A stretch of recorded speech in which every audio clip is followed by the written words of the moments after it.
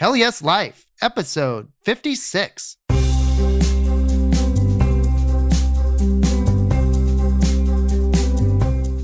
Welcome to the Hell Yes Life podcast, the show that helps you come alive so you can live a Hell Yes life.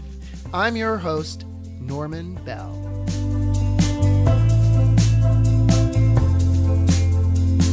Hey there, Hell Yes Lifers. Welcome to another episode of the Hell Yes Life podcast. This is the place to learn how to profitably pursue your passion and purpose and live your Hell Yes life. The Hell Yes Life podcast releases new episodes every Tuesday. And Hell Yes Lifers, I want to encourage you to subscribe to the HYL Club mailing list on hellyeslife.com. You'll get the latest episodes of the HYL podcast delivered straight to your inbox. Plus, you'll get exclusive tips and resources and links to bonus audio content that is only available to HYL Club members. Sign up on the homepage of hellyeslife.com or from this week's episode page right now. Okay, let's dive into today's episode.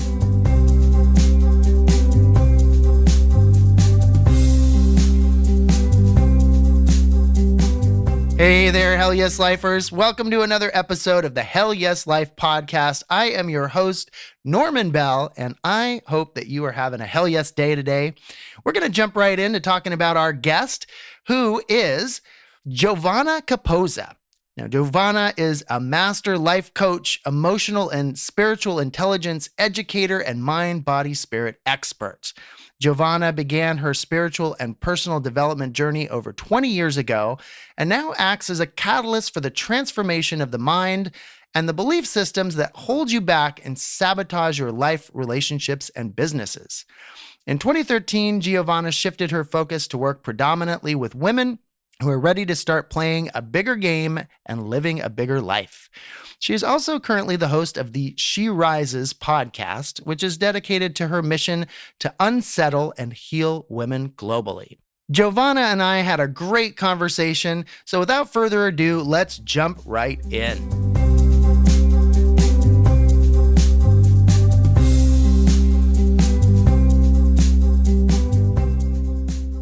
My background is in alternative medicine. I was an alternative medicine doc for almost 8 years. I had a clinical practice in Toronto, where I'm originally from.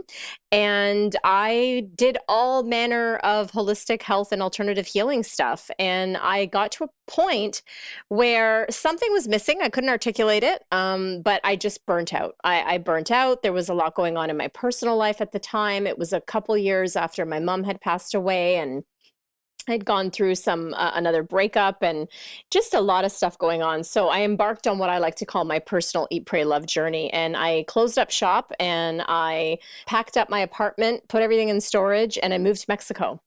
And I lived in Mexico for about 2 years. And in that time, started developing a new business idea and lots of travel since then and lots of adventures. But long story short, I developed a personal development and coaching and consulting practice for highly motivated women. And that's how I ventured into that. And that's what I'm doing right now, along with my podcast. Awesome. Great. Yeah, thank you for the 30,000 foot view. Now we're gonna, kind of drill down a little bit here. I want to hear a little bit about this Eat, Pray, Love experience, your own personal Eat, Pray, Love. Take us to that moment. So, I'm always interested in hearing about that from our guests. That turning point moment where you said, "Okay, I'm packing everything up and moving to Mexico." So, what was the final thing that made you decide to do that? Because it's a big decision, and why Mexico as well? If we rewind the tape to a year before I made that decision, I was literally on a long walk with a really close girlfriend of mine, and we were talking, and I was kind of bitching about like, God, I feel like I really just want to move away, and I really want to experience living somewhere else. And I was going on and on about it. And she basically said to me, this is how great girlfriends could be. She was like, listen, if you are still living here at the same time next year, she's like, I'm going to run you over with my car, because she was just so sick of hearing me bitch and complain about my life and not do anything about it. And as fate would have it, it was almost a year later that I made the decision. And the decision came about not through easy, fluffy, butterfly moments. It came through, going into the fire. It was about a year and 3 months, year and 4 months, maybe a year and a half after I broke up from my engagement. That was the first big turning point and first big step for me. And I had gone through another really horrible breakup. It was pretty devastating, and there was a lot of grief involved in that, and a lot of personal trauma, for lack of a better term. And I reached this point where, my business was starting to slow down and I didn't understand what was happening. And when I finally sat back and I looked at everything, I thought, well, my business is slowing down. I had a referral based word of mouth business for the entire time. It was great. It was a blessing. And there was a reason it was slowing down. It's because my energy and my heart wasn't in it anymore. That little nagging feeling I had had for the whole year prior, and maybe even longer, that something was missing, was now kind of oozing out of me. And I think, my clients and the world, the universe was kind of responding and slowing things down for me. And then, of course, there was this breakup. And in my mind, I had already been pondering, going, to do a yoga teacher training in Mexico. So when the proverbial, what, hit the fan, I thought, what, I'm done. Now's as good as time as any. And I just sort of ripped off the Band-Aid and did it. I also did this interesting thing where, my family and friends just could not understand. They thought, well, if you're going to go to Mexico, because at that point I was just going to go for a couple months. I thought, let me just check it out. I packed up all my stuff and I put it in storage. And my family and friends were like, I don't get it. Like, if you're only going for a couple months, why are you doing that? And I just knew. I knew in my gut, I knew in my heart, I knew in my soul that if I still had my comfy, cozy apartment to come home to, that I would slide right back into my comfort zone, just like slipping into a warm bath. I would slide right back into that life and I would never change it. And I wanted to set myself up. It's sort of like you hear these big coaches say, burn the boats, right? Burn the boats. I did. I burnt my boats. So I went off to Mexico, and that was an adventure in itself because I had to do a lot of emotional healing. A lot of grief came up for me while I was there. And after 2 months there, I decided that this would be, permanent, at least for the next few years. So I came back to Toronto. Whatever was left of my business, I referred out my patients and clients and went back to Mexico. Wow. Wow. That's awesome. It's interesting that life is often like that. It's, well, you mentioned a couple things there that are up for me as well about the comfort zone, that we really we stay in our comfort zones typically, unless we have these life events that force us out of them. And so Right. a breakup of an engagement or a breakup of a relationship is not something that you would wish upon yourself, but you can, maybe look at that as the turning point that pushed you forward to change your life, right? Absolutely. And I had to really step back and start taking responsibility. And up until that moment, I wasn't taking responsibility. It was the world had done this to me, and whatever the stories were. I keep dating emotionally unavailable men, or whatever it was, the world was kind of having its way with me. And that was the beginning of me really having to start taking personal responsibility, because I created that. When I was in my engagement, we were together for 7 years. We'd lived together for 3 years. He was an amazing guy, like checked all the boxes on paper. Like, people were like, you're crazy. What are you thinking? But I created that situation. I created a situation where I was settling for less than what I really desired, what my heart was really calling for. And after the second, breakup, it's funny. I always refer to parts of the Eat, Pray, Love book. So like, the first part was the marriage part. And then there was that like fling and that, fiery kind of relationship she had with that guy. And then that ended in hell. Same kind of thing. It's like, wow, she wrote the script of my life. But, when that all went down, it was like, what? Stuff's not good. And you know what? I'm the common denominator here. Yep. Something's got to give. So, I mean, yes, they're difficult moments, and we all have versions of these stories. It's one of the reasons my podcast is called She Rises, because that literally is about rising from the flames, like rising from the ashes rather, of the flames that you've gone down in. And we all have moments of that. And it was a wake-up call. It was a wake-up call to start taking personal responsibility for the life I'm creating. Hmm. Let's talk a little bit about that. I saw in one of the some of the information you sent over, you were talking about an approach that you've developed called radical self-love and responsibility. And responsibility and victimhood; those have been themes that have been really up for me the past year as well. It's been a revelation to actually be like, wow, I can actually take responsibility for my life, and I can choose. Oh, I'm the source of my own results. It's just something I repeat to myself. Yeah. So tell us about that from your end. Yeah, it's a philosophy and principle that I teach and I coach people on. And there's sort of two sides of one coin. And what I mean by that is when I was first introduced to the concept of take responsibility, my brain translated that to blame. Figure out where to blame yourself, right? And this is what a lot of us do. And it's not about blame. Responsibility is actually, like you just said, is the polar opposite of being a victim. So if I now realize that I have the responsibility for having created this situation, that means that I'm in the driver's seat. Like, I got all the control here. If I created it, then I have the control here and I have the power. And we create our realities and our situations by so many different ways. We create it through the beliefs that we have that we don't even know are running the show. I call it the ghost in the machine. We Mhm. create our situations by not loving ourselves and putting ourselves in relationships or situations time and time again where, we're not being respected. And it's easy. It's easy to look out and say, oh, it's because it's his fault, or, oh, that business failed because of this and that. But really, if we look at truly how it is that we played a part in that, how it is that we created it. And it's not about absolving the other person of any kind of responsibility of their own, but it's actually just about empowering yourself. So the radical responsibility side is literally about dismantling all the thought systems and all the beliefs and all the ways in which we remain a victim of our life or our life circumstances. There's real victimization. And what I mean by that is if you are the victim of a crime, of some sort of abuse or indiscretion or a robbery, like, you are a victim of that thing. But whether or not you go on to have a victim consciousness or a victimized mentality, those are two different things. Having a victim consciousness is that you allow that event to continually and repeatedly victimize you. So they're two different things. I don't want people to hear this and mistake, like, oh, well, my purse was stolen. I was a victim of a crime. You were in that moment, and then you have a choice after that. So that's the radical responsibility side of the coin.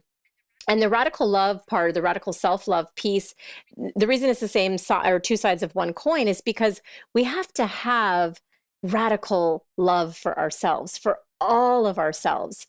A big piece of what I do with women is shadow work. And shadow work is, as the name suggests, looking at all those dark places that we judge or we are ashamed of. Even just personally, the other day, I had a couple of things come up in the past few weeks, and I realized that I still judge anger. I thought I did the work around being a bitch, and I thought I did the work around all that other stuff. But I thought, oh, wow, isn't this interesting? I still have a judgment of anger. And so as long as I have a judgment of anger, anger is a shadow aspect. I'm not loving it. I'm not acknowledging that it's there. I'm not seeing how it could serve me. And for however long it lives in the shadows, I can't have that serve me in my life, because there is a place where anger is fuel, anger is justified. Anger is the thing that helps you stand up for yourself or other people. So the radical self-love part is about looking at all these places and not just claiming responsibility, but also learning how to love them and see that they really do serve you. Yeah, that can be so challenging, like the kind of the more unpleasant, what we think of as the unpleasant parts of ourselves, or the unpleasant feelings or emotions that we have, and owning those and sort of loving that part of ourselves too. Or yeah, I mean, that's definitely been another thing, a theme in my life the past few years is, self-care and self-love. And like, if I'm in a tender place if I'm not feeling well that day, not to try to power through or, make myself feel happy, but just to, kind of be present to where I'm Mm-hmm. at. So, Yeah. And I mean, I work with really highly motivated, high achieving women, and I'm one of them. And when you're sick or things are not going well and you need to take a break, what we do is our drug of choice is, you got to suck it up. Like, what's wrong with you? Come on, keep going. Like, I can't believe you're taking a break, and this is what goes on in our minds. And that is the most counterproductive thing to actually, achieving anything. But it's just this energy and this mentality that we've taken on. So I totally hear that. Sometimes it's really hard to not judge yourself and to take on the role of caregiver for yourself. let's say there's somebody that's listening to this in their car right now. They're on their way to work or home or whatever. I just always imagine that's where I listen to podcasts. And Yeah, me yeah, and too. let's say they are one of those high achieving people that you're talking about, a man or a woman, and they're having one of those thoughts right now. What could they do instead of that kind of hard driving mindset? Mm, such a good question. So, first of all, the most powerful thing you can do is actually notice that you're having a thought. And the reason that that's powerful is because usually our thoughts have us, right?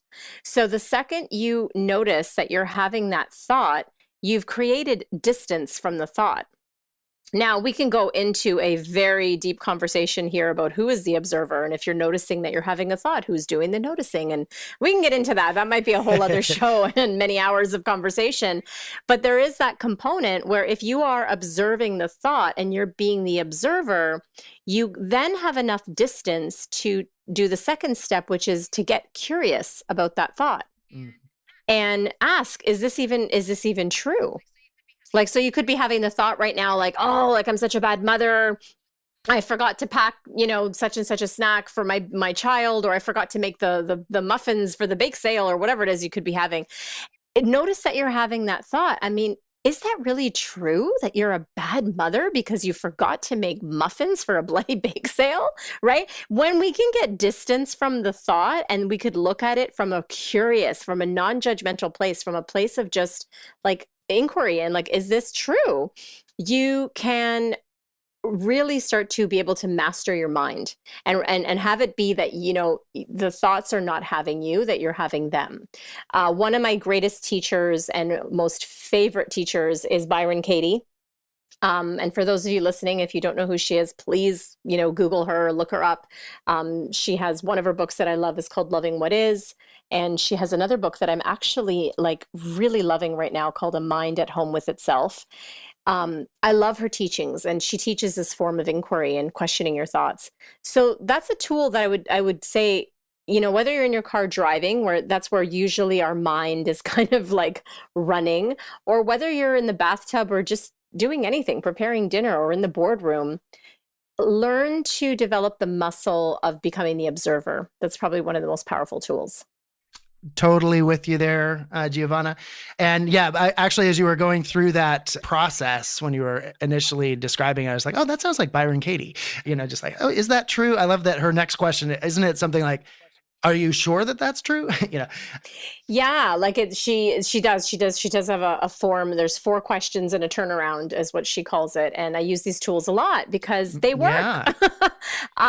And really, even before discovering her work or after this process of just I teach curiosity, and that kind of sounds weird. Like, how could you teach curiosity? Like, you're either curious or not. But actually you can learn curiosity as a Mhm. skill.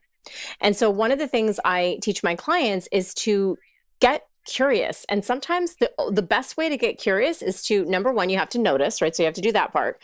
And the second part to curiosity is just a sound, which is, hmm. And it might be followed with, that's interesting. And curiosity is great because not only does it help you with this process of inquiry and asking if it's true, et cetera, but it also positions you in the place of non-judgment. Because if you're just being curious, there's no judgment there. It's like, oh, isn't that interesting? I just had a thought that I was a bad mother, or, I was being a bad wife, or whatever it is, or I screwed up on that project. I'm going to get fired. That's interesting. I just had that thought.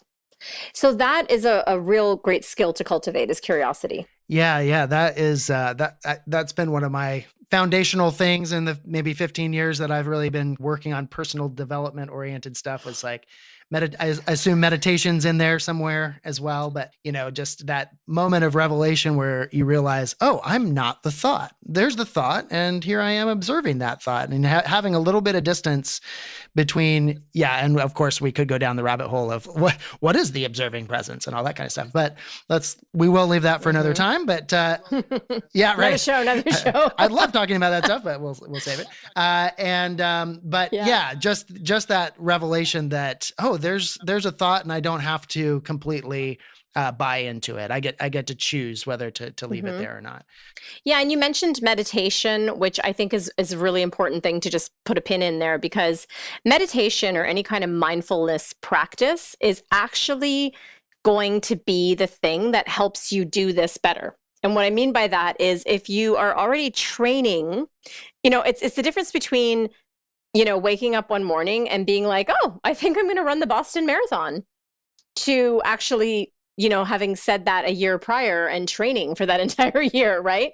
So that's the difference. And meditation and mindfulness practices of any kind really are the training that's going to help you stay mindful. Now, you're not going to get it right every time. Like something happened to me a couple of weeks ago and I got so angry. I was just like, oh, like I had all this stuff going on. I mean, it took me a second before I was like, wait a second, simmer down. What's going on here? What are you thinking? And then I was like, oh, okay, I'm having a fear thought. So, it's not perfect all the time. And as a mentor of mine used to always say, it's awkward before it's elegant. And that's part of our learning here. That's part of this earth school that we're on and in is that. So that meditation piece is part of the training that'll help you be more detached and more curious. Yeah, absolutely. Yeah. I want to back up a little bit. We departed from the timeline, and fine. We can jump all over the place. But I wanted to get back to Mexico for a second because I love Mexico. Yeah, let's talk about Mexico. We can do a little travel log of Mexico. But I wanted to get back to that point where there you are. It's almost kind of like you had a metamorphosis down there, right? You had to go out of your typical surroundings and go down there to become something else. And so where did that piece come where you started to become clearer about what this next thing was going to be, and that it was going to be a personal development business, and it was going to be focused on women? And then specifically, I think you're talking about women who are, I don't know if you specifically are working with women who have kind of overcome challenges and are ready to rise to the next level, but how did that all come about? Yeah, it's a great question. So I know I did go through a metamorphosis in Mexico, and it was a lovely time and an amazing time, but it wasn't always. I had a lot of stuff come up, especially in my initial few months there. There was a lot of, dark night of the soul and a lot of grieving coming up. And part of that process helped me understand and learn how to comfort and love myself. For the first time in my life, I had to do that. And the reason for that is I was in another country. I didn't know anyone.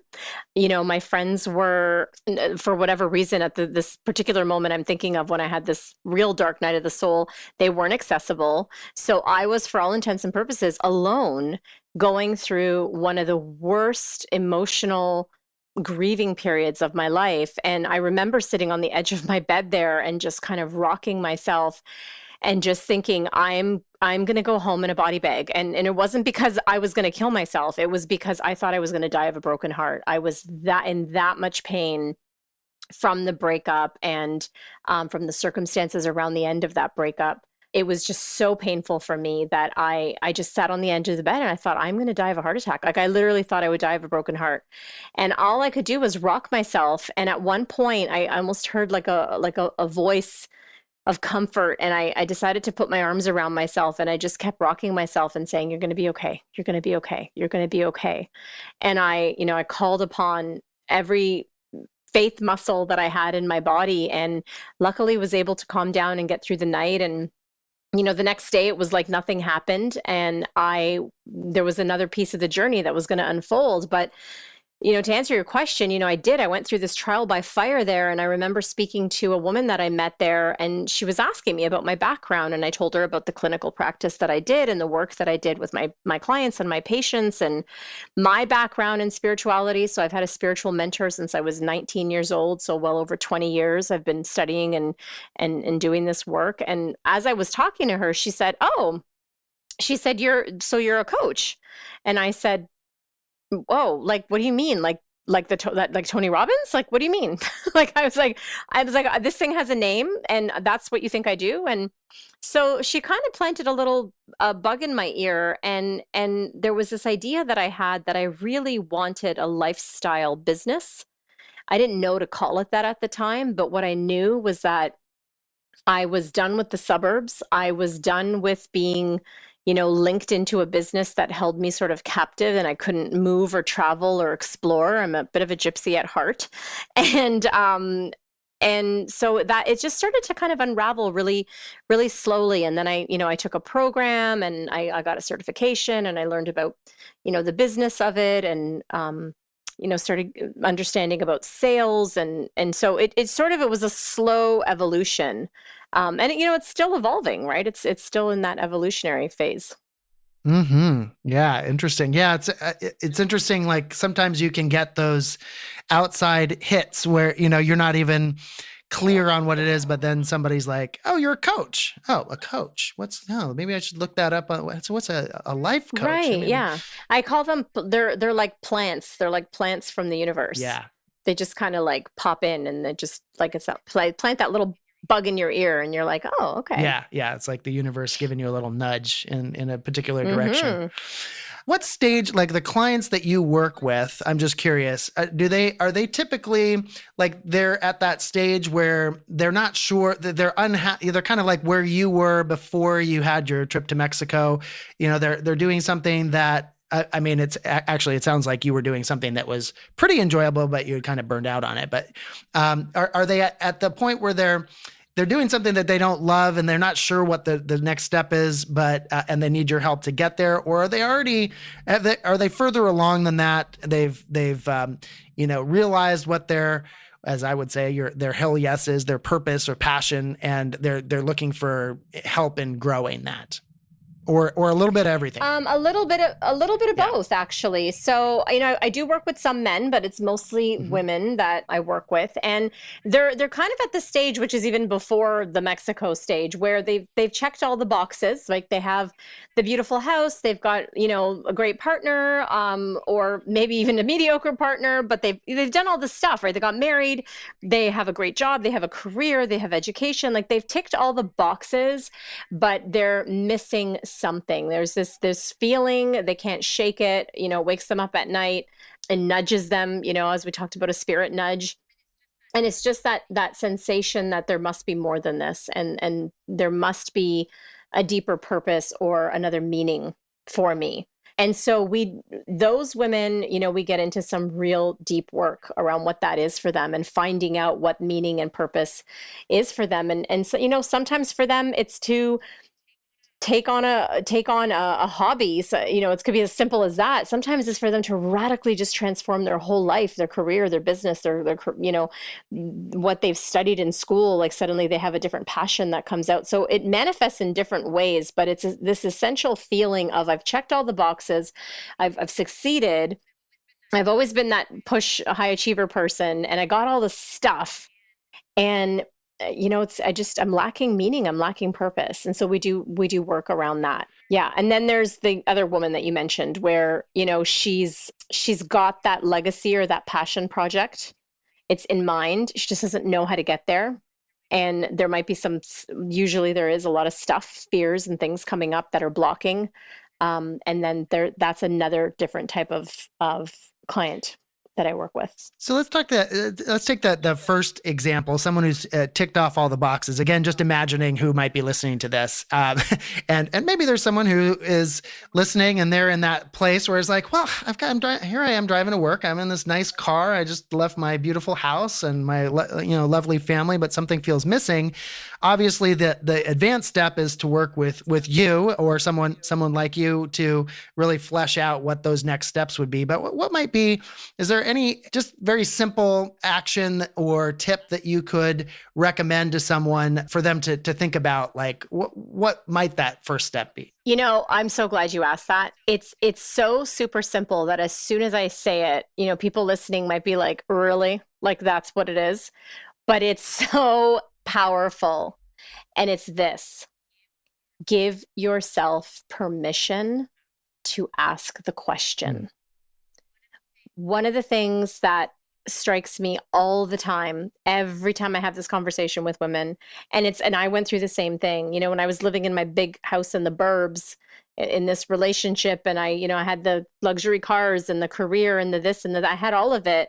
And one of the prevailing thoughts and emotions that kept recycling for me is like, who am I to want more than this? Like, I should be grateful. Like, what's wrong with you? Like, so there's this massive judgment that we have on ourselves when we want more than what we have. We like, oh, we bring the whole, like there's starving children in Africa scenario to the table. And while that's true, it's not a reason for you to stay stuck and to stay settled in something that is not serving your greater and highest purpose. It's not something that is making your heart sing and your soul dance, as I like to call it. And so give yourself the permission to sit down with yourself. Maybe it's even with a trusted girlfriend, and just say, you know what? I'm not happy, or I'm not fulfilled. I'm not satisfied. And it's scary. And I feel guilty saying that, but it's true. So give yourself permission to just acknowledge that that's going on. Most people do not acknowledge it. And so we numb with TV, we numb with food, we numb with shopping, we numb with gossiping on the phone or social media, or you name it. There's so many addictions that we all have to numbing out this gnawing sensation that I want more. And I'm afraid to ask. So it sounds really simple, but that's the most powerful piece of advice that I could give to anyone listening, is to give yourself permission. It's okay for you to want to improve. I love that. I love that. I love the way you slowed down to say that too. Give yourself permission to ask the question. And I think that, in society, there's sort of an unspoken pressure or whatever to achieve certain things in life, a certain, make a certain amount of money, get certain, kind of material things like, Yeah. the house and the house in the burbs and so on. But there's more to life. And so like with somebody who's out there like that, I feel like this is part of my mission too. It's kind of like, a lot of us are sleepwalking and we don't even realize it. And it's time to wake up, wake up to, and I have a quote that I often come back to on this show, and it's by the civil rights activist Howard Thurman. And he says, don't ask what the world needs, ask what makes you come alive, and go do it, because what the world needs is people who have come alive. Right. So like, it's like, yes, yeah. So it's like really coming back to what makes you come alive, and I worked with kids for a little while. And so I know that we all have it within us. You don't have to ask a kid to come alive. They're just alive. I've got a 7-year-old daughter. She's just like present and spontaneous, curious. Anyway, I could go on and on. But yeah, just that I feel like, you're doing it as well. You're working with your clients to help them find that thing that really lights them up, and it might not have anything to do with a big house in the burbs.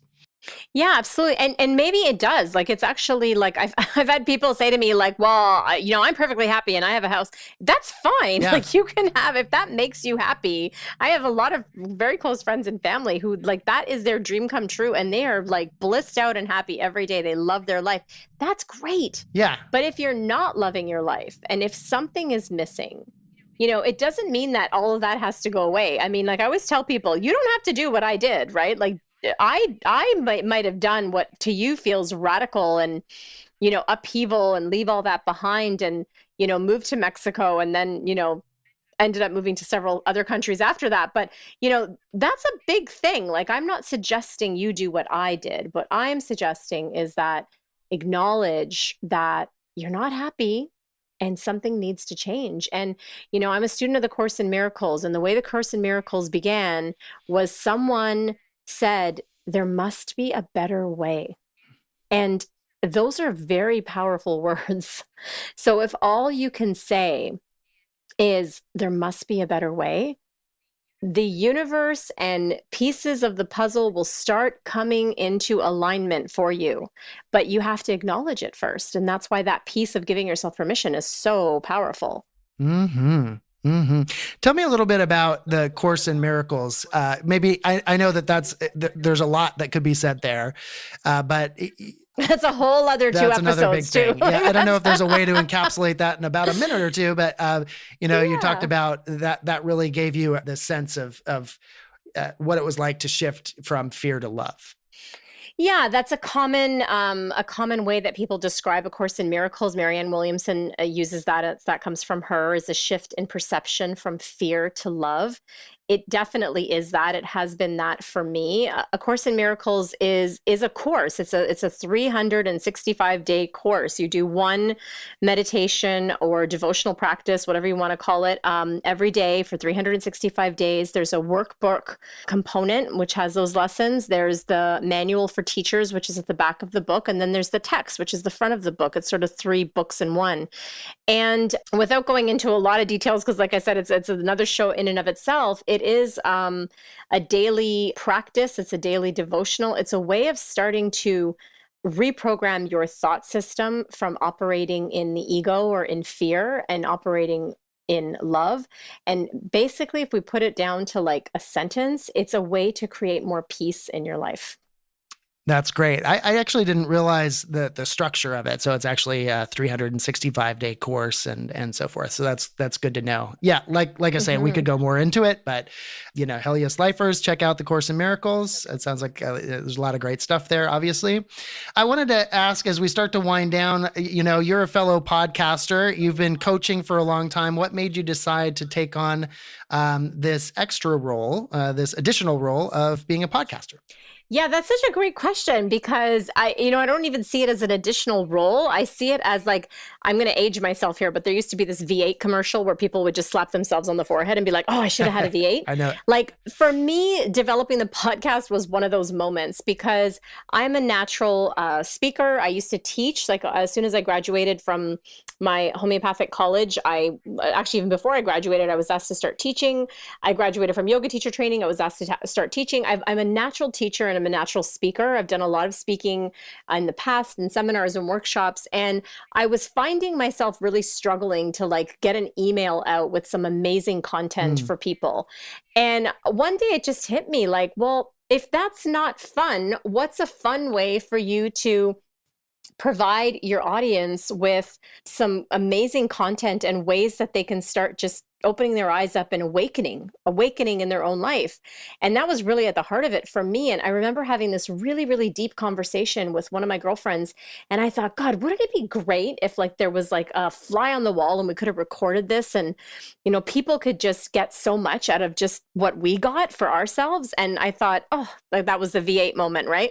And I thought, I got to do this podcast thing because it was like kind of niggling at me for a year prior. And that was the moment that I said, you know what?